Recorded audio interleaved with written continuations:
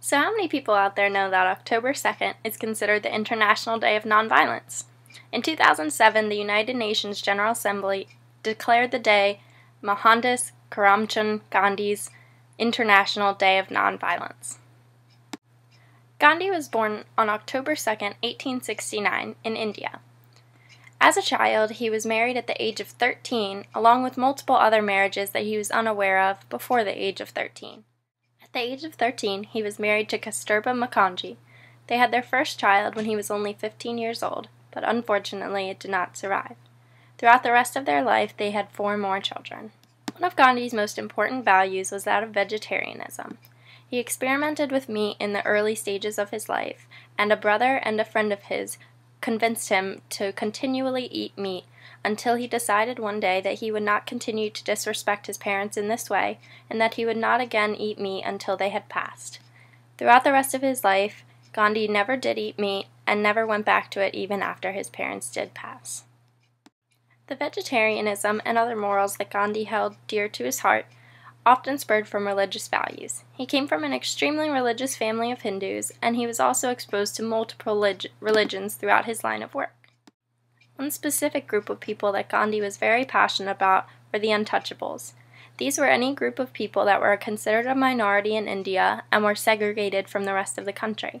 He was very passionate about the desegregation of India and got laws passed to get untouchables voting rights. Unfortunately, however, their equality was not fully achieved until 1950 after his death. When Gandhi first started work, he worked as a lawyer in England. He worked many cases in England, but eventually was offered to pursue a case in South Africa, which he decided to go ahead and accept, and ended up staying there to fight for independence for 19 years. Now, most people know that Gandhi is famous for his use of nonviolence. However, most people don't know most of the terminology and the reasoning behind his decisions. His biggest form of nonviolence was called satyagraha, which was called soul force or truth force in English. It was a practice of nonviolence through a truthful soul, and Gandhi believed that if we were always honest and willing to accept punishments for things we did, that nonviolent acts of protest would be able to be successful.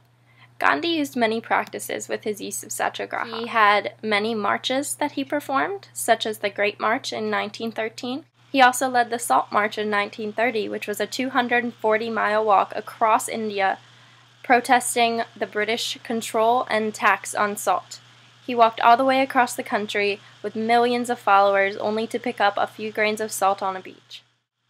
This protest had a widespread effect and gained him many satyagrahi supporters. Being that Gandhi was the leader of a nonviolent social movement, he was imprisoned many times. He had various arrests in England, South Africa, and India.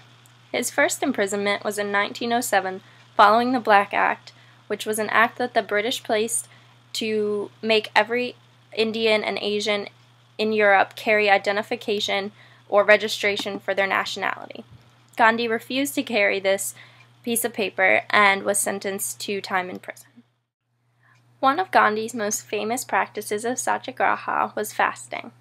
He had a very particular diet even when he wasn't fasting, and often made use of a fast to make a point or to convince a group of people to hear what he was saying. One of his most famous fasts was the Epic Fast of 1932, where he fasted until the Yaravta Pact was signed for the voting rights of the untouchables. He also fasted many times throughout the process of the creation of Pakistan, and once declared a fast until death to stop violence between Hindus and Muslims.